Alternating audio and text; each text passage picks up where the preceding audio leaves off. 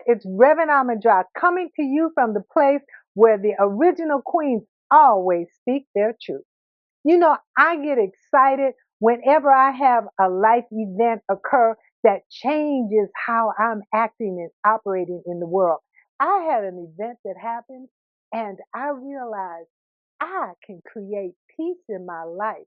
And I want to share that with you. But I want to first ask this question. What movies are you watching? And I'm not talking about the movies on the streaming channels. I'm talking about a different kind of movie. Because, see, I discovered that I've been watching a certain type of movie and it has been impacting my life and not in a good way. A week ago, I attended the 38th World Convention of Narcotics Anonymous. I attended my first World Convention 37 years ago in New Orleans. I only had 10 months clean. But this World Convention was in Washington, D.C., and there were 18,000 recovering individuals in that conference. When I was getting ready to go to D.C., I was so excited. When I arrived at the convention, something happened. All of that excitement seemed to just fade away. And it felt like something was wrong with this conference. Something was wrong with the people. I started to understand slowly what was going on with me. I was watching a movie from 35 years ago that I was trying to take something that happened in my past and drag it into the future. Meaning I wasn't present at the conference in Washington, D.C. because I was trying to attend a conference in New Orleans that happened 37 years ago. As a result of me watching a movie from all those years ago, I felt out of sync. I felt isolated. I was confused. And that is what happens when we are watching movies from another era. I was stuck in a rerun of a movie from my own life in the past. And it was causing anxiety, upset.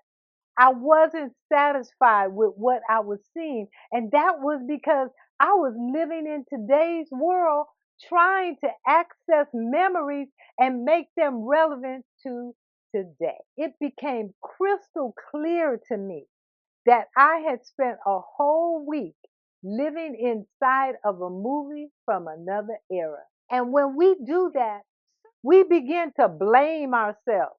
Something must be wrong with me. Why am I feeling like this?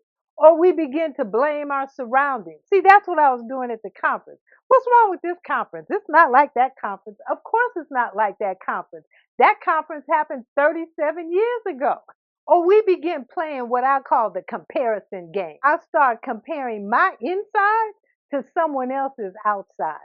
I look at them and I'm like, oh, they're having fun. How come I'm not having fun? Not understanding that what I'm watching over there has nothing to do with my reality. It has been proven that when we can be present in our lives, we can live a life of peace and serenity and tranquility.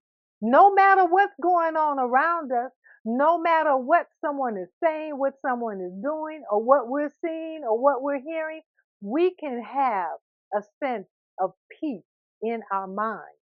But before we can get to that peace, we have to understand and realize there are certain behaviors that we have to have in place. So, what I have come up with are 5 powerful positive behaviors that we can put in place inside of our lives that will allow us to cultivate a peace of mind all the time.